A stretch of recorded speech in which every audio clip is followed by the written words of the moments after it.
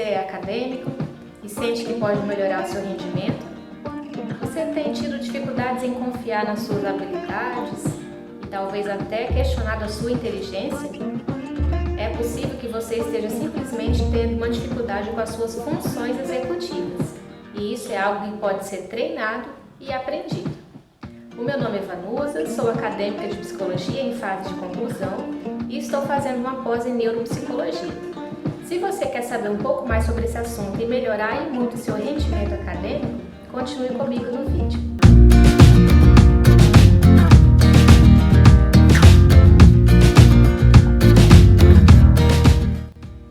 Bem, as funções executivas são uma capacidade do nosso cérebro de nos ajudar a regular os nossos comportamentos.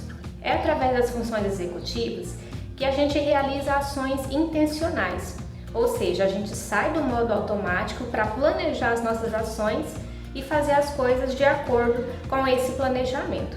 As funções executivas mais básicas são memória de trabalho ou memória operacional, que é a mesma coisa, controle inibitório e flexibilidade cognitiva.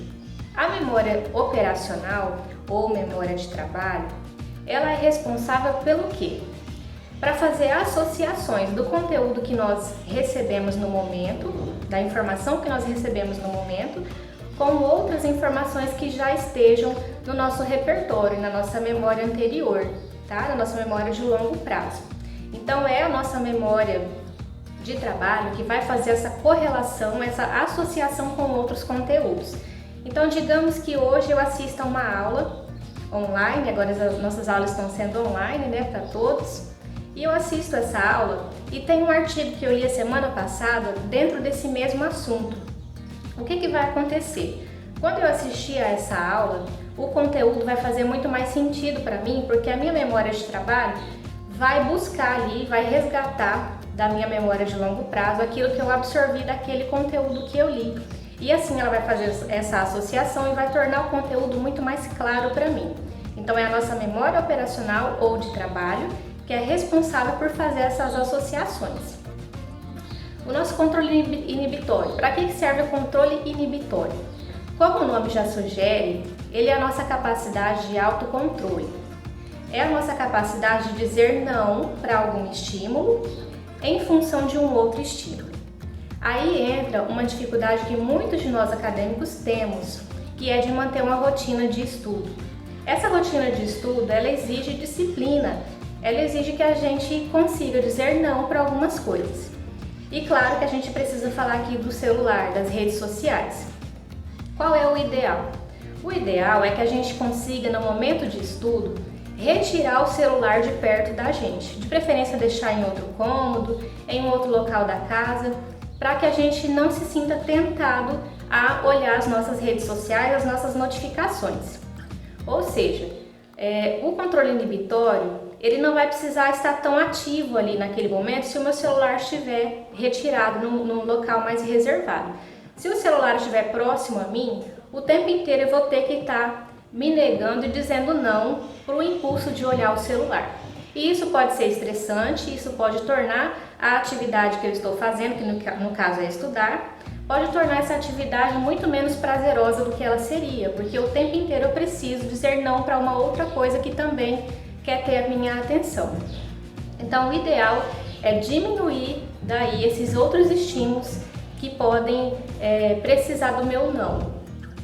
A nossa flexibilidade cognitiva, ela está relacionada com a nossa capacidade de adaptabilidade. Ou seja, vamos nos lembrar aí dos trabalhos em grupos que a gente fez e que a gente faz. Os trabalhos em grupo são um clássico exemplo em que a gente precisa colocar em prática a nossa flexibilidade cognitiva. A que está relacionada essa função executiva?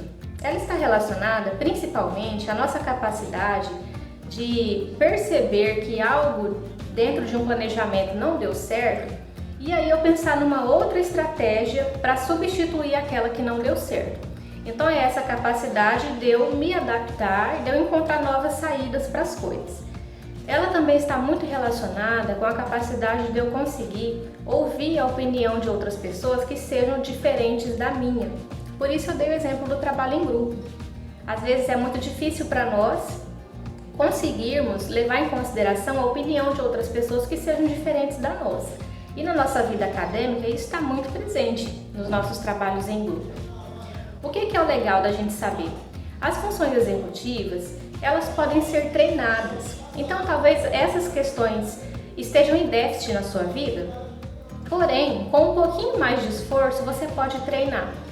Eu dei o exemplo da memória de trabalho, onde eu assisto a uma aula e eu havia lido um artigo anterior e a minha memória de trabalho foi estimulada e ela conseguiu fazer essa associação.